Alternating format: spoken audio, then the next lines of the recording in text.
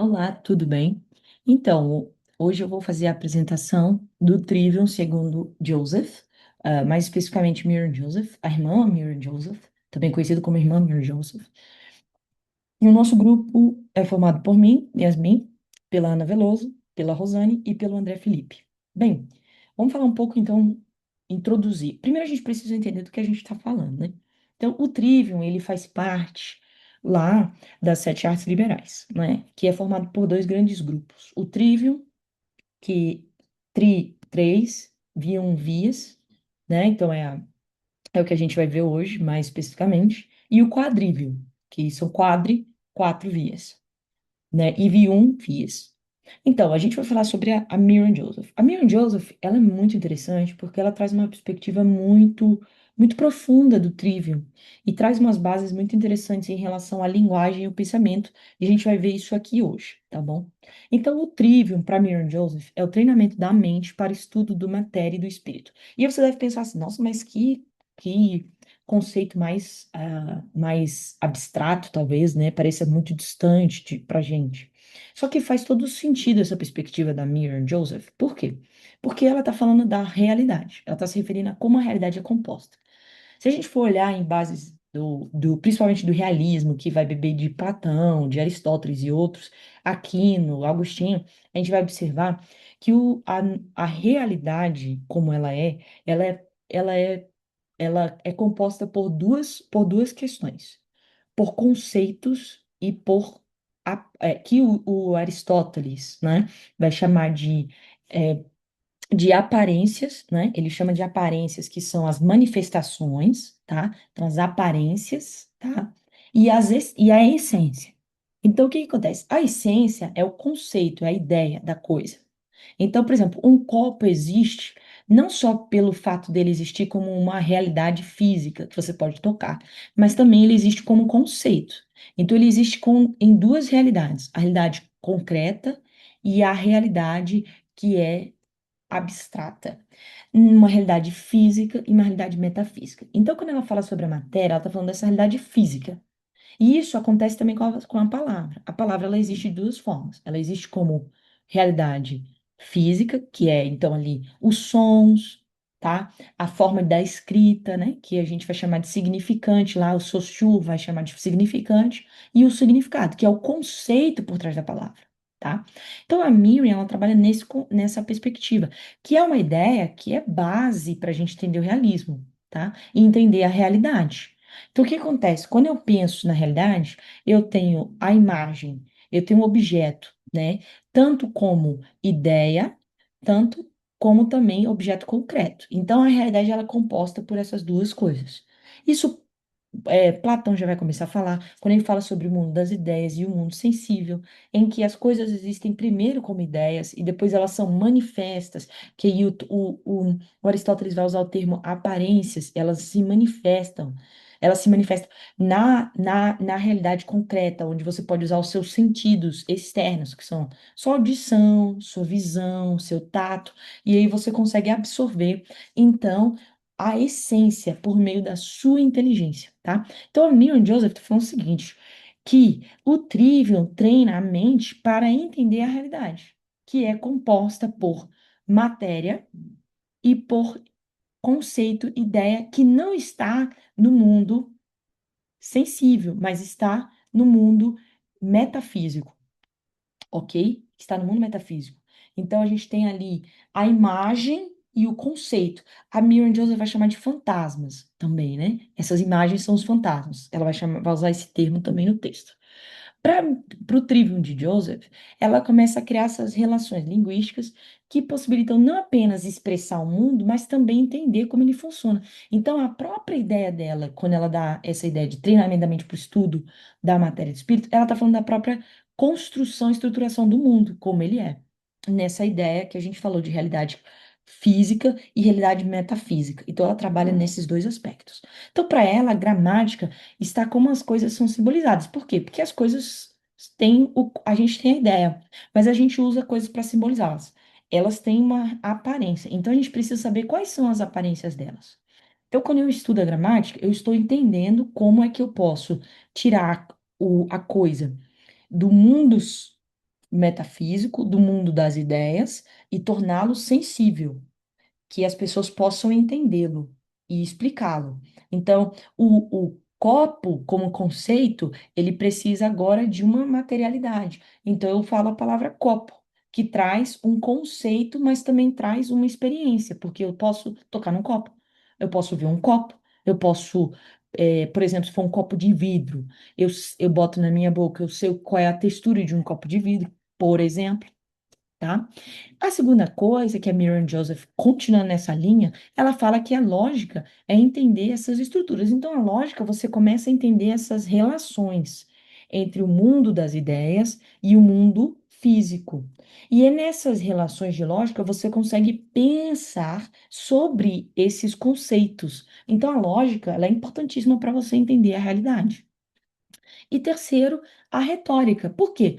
Não adianta simplesmente eu só entender o conceito, ter as experiências, mas eu não conseguir transmitir a experiência e o conceito que estão aqui dentro, porque elas existem na minha mente, mas eu tenho que comunicá-la. Então, a Miriam Joseph, Joseph nesse texto, ela pensa muito nessa questão de como nós conhecemos, que é por meio, então, dos nossos sentidos e por meio da nossa inteligência, a nossa razão. Então, os nossos sentidos nos ajudam a ter percepções sensíveis e a nossa mente abstrai o conceito dessas coisas, dessa coisa, da coisa que existe. Só que isso está existente aqui dentro da minha mente, mas eu preciso então agora comunicá-la. Como é que eu comunico o que eu abstraí e entendi da realidade? Opa, então agora eu tenho que pensar nisso. Então a Miriam Joseph, ela traz essa base que é filosófica, que traz bases do pensamento e da linguagem, e isso é muito interessante da abordagem dela. Então, o que que acontece? Para Miriam Joseph, quando você pensa em gramática, você está pensando nos conceitos. E aí você deve estar falando assim, mas o que que tem a ver com Guinness? Bem, se você já ouviu esse termo, a gente usa muito esse termo na parte da lógica. O Guinness, ó, se refere à família das coisas. Então, vamos pegar aqui um conceito simples, o conceito de manga. A manga é um conceito que relativamente todo mundo conhece, né? Praticamente. Então, a manga, ela tem dois referentes, certo? Dois referentes, ou seja, duas realidades específicas. Ela tem a manga, por exemplo, minha blusa aqui, ó, tem manga. Então, pode falar sobre essa manga ou falar da manga fruta. Mas, Yasmin, ok. Então, você já teve a experiência com a manga, já sentiu, já viu, você aprendeu o conceito, você sabe que a manga pode se referir a uma peça de roupa, mas também pode se referir a uma fruta que tem um sabor tal, textura tal, cor tal, um monte de coisa. E várias informações do conceito. Mas, ok. Aí você pensa assim, tá, mas por que que a Miriam Joseph está tão preocupada com essa questão? Porque é o seguinte, se eu chego para você e falo, vou dar um exemplo aqui muito simples, para a gente pensar nisso. Eu chego e falo para você assim, ó, a manga. Nossa, eu vou cortar uma manga, porque ela tá deliciosa. Se eu falo isso para você, a sua mente já te traz o conceito, manga, de deliciosa, a construção, cada um dessas palavras ela vai te dar o conceito. Isso, quem ajuda nisso muito é a nossa memória, né? Que é a responsável por trazer esses conceitos, retornar a eles, né? E aí você vai agora, você sabe o que eles são, você sabe o que eles significam, e agora você vai pensar, raciocinar. Você vai usar a lógica, você vai ver as funções desses conceitos. Aí você pensa assim,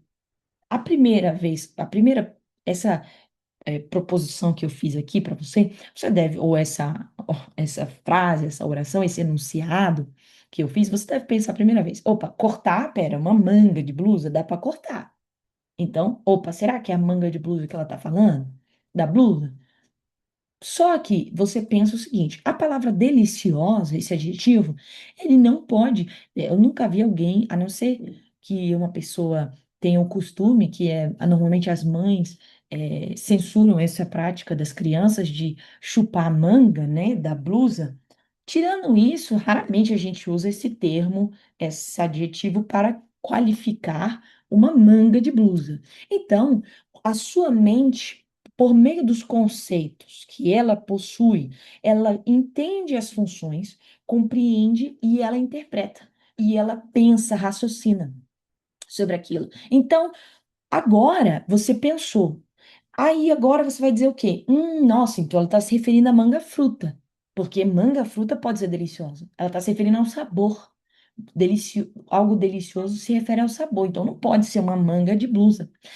Com isso, para Miriam Joseph, você entendendo esses aspectos, o que que agora você vai fazer? Você vai produzir algo que tenha relação com esses conceitos e com aquilo que você raciocinou. Então, a sua resposta pode ser, por exemplo, a esse enunciado é: nossa, eu quero um pouco também. Deve estar, eu tô com vontade de comer manga. Então, a sua resposta, que aqui já é retórica, por que que a gente resumiu a praxis dos conceitos? No sentido de prática, porque para Miriam, a retórica, ela necessita dessa prática, que você coloque o pensamento, o conceito agora em uma nova situação que possa passar para a pessoa, o ouvinte, que você compreendeu o conceito, que você compreendeu a frase, o enunciado. Então a Miriam está sempre falando sobre o quê? Que no fundo a composição do trivium também está diretamente relacionada à composição do pensamento, porque você pensa, você tem o conceito, você pensa nas coisas, você pensa sobre as coisas, então como elas funcionam, e posteriormente você pensa, opa, como é que eu diria isso de outra forma? Como eu explicaria isso? E aí muitas vezes você próprio, isso às vezes não só na sua mente, no pensamento. Você pensa e você traz novas ideias sobre aquilo de uma forma diferente. Você fala de uma forma diferente. Mas o que a Miriam Joseph está falando também é que isso é a linguagem. Então a linguagem funciona da mesma forma. Você tem a pessoa fala uma coisa, você entende, você tira os conceitos, você raciocina sobre eles, você decodifica a mensagem. Com isso você traz uma resposta a essa mensagem, tá? Então, o trívio aqui dentro dela trabalha esses aspectos importantíssimos. Então, para ela, a gramática é a arte de produzir, de inventar, de pensar, de combinar os conceitos, tá?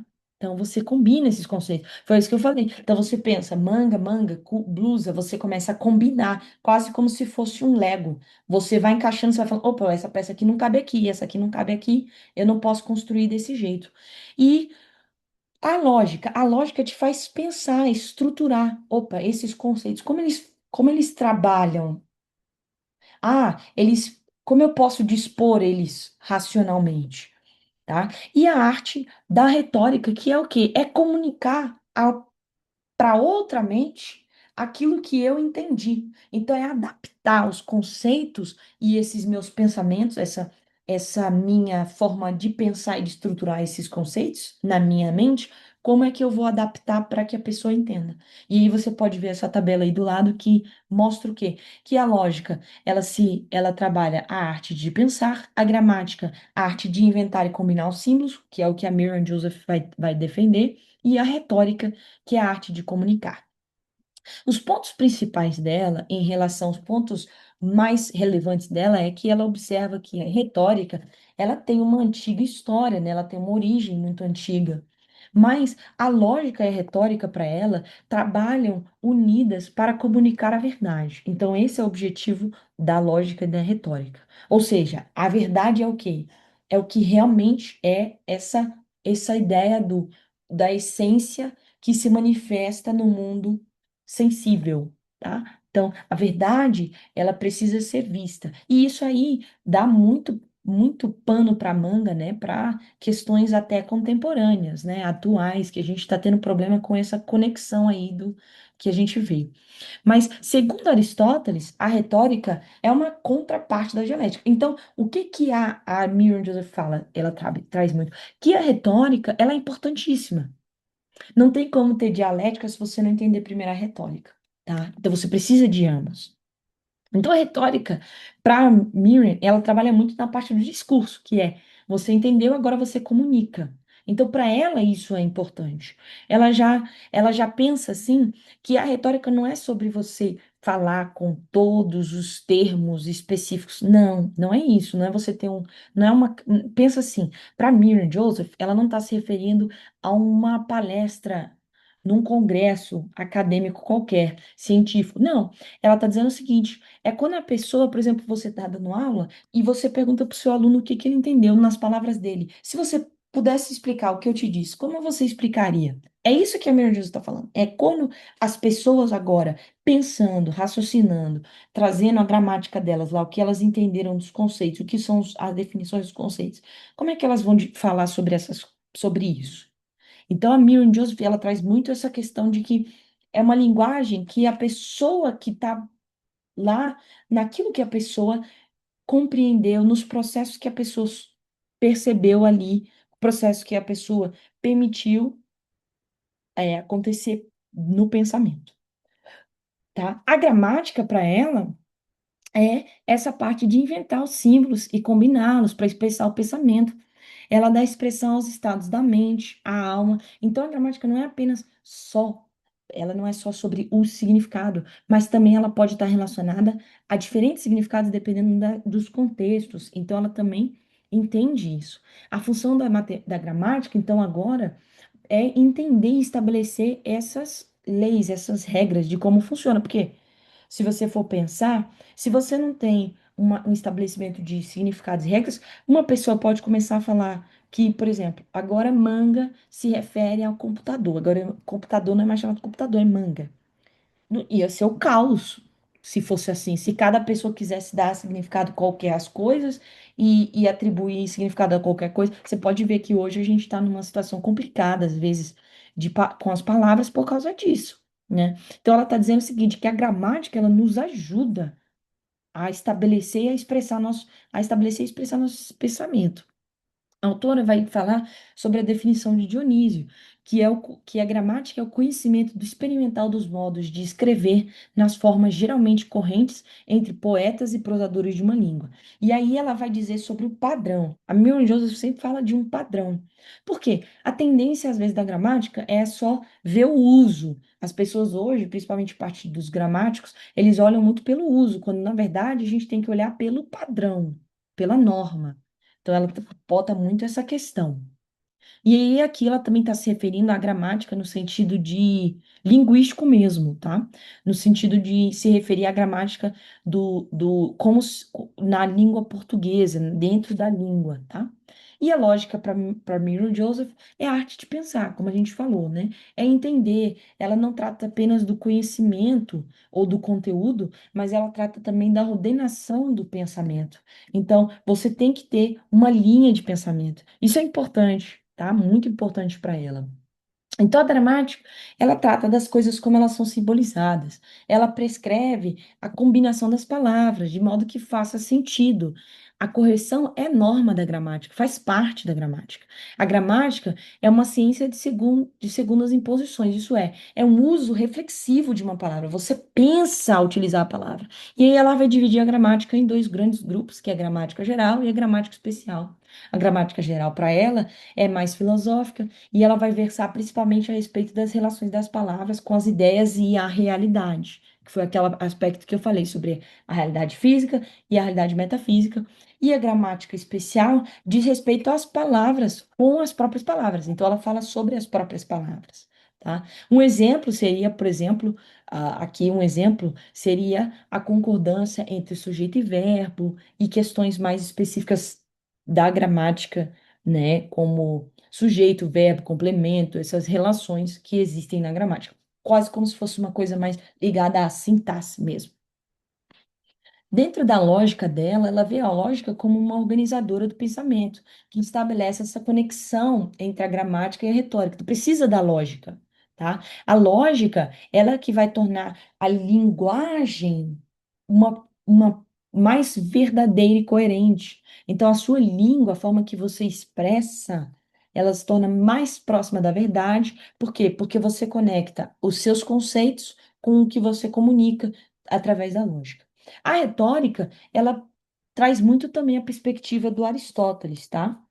que com aquela divisão dele, né, de etos, patos e, e logos, mas ela vai trazer algumas diferenças ali em relação às cinco componentes da tradição retórica. Para ela, a invenção é descobrir os argumentos, a organização é a ordem das palavras da composição, o estilo vai ser mais aquela ideia de um recurso de embelezamento, né? Diferente de uma questão de escolha de palavras apenas, mas ela vai falar sobre a beleza da língua. Isso eu acho muito legal da da Miriam Joseph, que ela vai trazer a importância de um bom repertório, né? Um bom repertório do aluno. Não é apenas escolher palavras ao vento, mas boas palavras adequadas, né?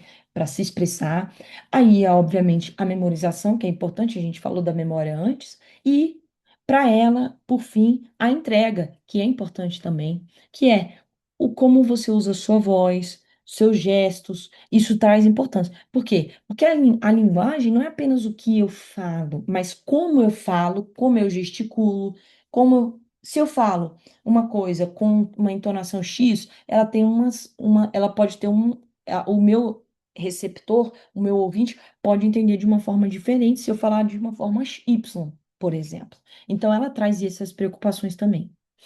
Aqui, vejamos uma aplicação simples. Então, você vai fazer uma aula, por exemplo, de células, tá? Na visão da Miriam Joseph, você vai primeiro, a primeira coisa que você vai fazer é dispor do vocabulário, entender os conceitos. Então, você vai entender o que que é um citoplasma, o que são organelas, uma célula vegetal, uma célula animal. E aí, nisso, você precisa trazer sempre o aspecto da realidade física e a realidade do conceito. Lembrando disso. Então, se você vai mostrar, você tem que trazer não só os conceitos e trazer aquela parte teórica, organela, não sei o que, não sei o que. Não, você tem que trazer na realidade. Então, mostrar uma célula, mostrar como ela se manifesta, como esse conceito se manifesta.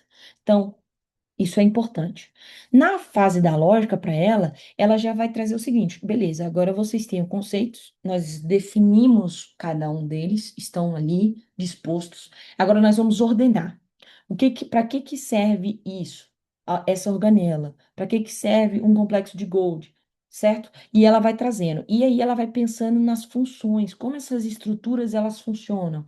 O aluno agora precisa pensar não só nos conceitos isolados, mas nos conceitos funcionando. E aí ela vai trazer o que também? Aqui, sempre trabalhando a linguagem. Então, como é que a gente pode é, expressar isso, essas funções, essas formações? A gente tem que pensar nessa questão. Então, a gente pode usar, por exemplo, situações como a nutrição, a liberação de energia, a reprodução, para o quê? Para manifestar esses conceitos, como eles funcionam. E, por fim, ela iria então provavelmente propor que os alunos produzissem algum texto falando sobre esses conceitos e essas funções que eles aprenderam.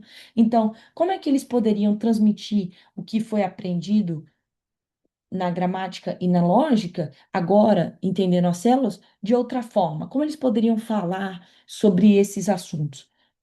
Apresentações orais, mapas mentais, resumos, para que eles pudessem então trazer aquilo que eles entenderam dos conceitos, que eles viram, experimentaram, né, ali nas aulas, e entenderam, e pensaram, raciocinaram sobre. Agora eles precisam o quê? Comunicar para outra mente esse assunto. Então, o desenvolvimento do trivium dela é, querendo ou não, o desenvolvimento da linguagem. Então, sempre que você vai trabalhar qualquer tema dentro do trivium da Merriam-Jones, você está necessariamente trabalhando a linguagem. Então, você também tem que trabalhar a gramática no sentido de língua. Você também tem que estar sempre pensando na língua, sempre pensando nas palavras adequadas, nos significados, tá? Então, sempre pensando nisso. E isso é importante. Os alunos precisam entender que nós usamos termos específicos. Eu não posso falar, por exemplo, tem aluno que tem costume de falar aquele negócio, um negócio. A célula é um negócio. Não é um negócio. Qual é a palavra que nós podemos usar para definir uma célula que seja adequada? Então, tá vendo como ela sempre traz a questão da linguagem, do pensamento? Ela quer que o aluno pense sobre a escolha das palavras. Então, a compreensão dela é importante por quê? Porque ela trabalha a linguagem e o pensamento unidos, eles se assemelham. Então, assim como a linguagem funciona nessa tabela de conhecimento, entender, trazer, pensar sobre esses conceitos agora são transmitidos para outra pessoa, e esse raciocínio que foi feito sobre os conceitos, aqui também o pensamento funciona da mesma forma. Você tem os conceitos, você pensa sobre eles e você produz novas ideias sobre eles, entendendo, discernindo, compreendendo essa formação. Então, a gramática dá forma, a lógica ordena e a retórica expressa. Então, para ela, o trivium, ele está muito fundido com como funciona o pensamento e como funciona a própria linguagem. Então, para ela, não tem como fugir, tá? Então, para Joseph, e qual é a importância, então, do Trivium da Joseph? Primeiro, que ela traz uma base super sólida sobre a compreensão do Trivium, que foi essa questão que eu falei, lá da filosofia, das questões da filosofia. Ela traz muito ligado à linguagem e ao pensamento, que é importantíssimo, essa compreensão do Trivium. Segundo, ela aborda o tema da comunicação e da escrita e enfatiza essa importância dentro do Trivium, demonstrando que ela tem tanto relevância na própria dialética que vai aparecer depois, mais à frente, como também na própria linguagem, tá?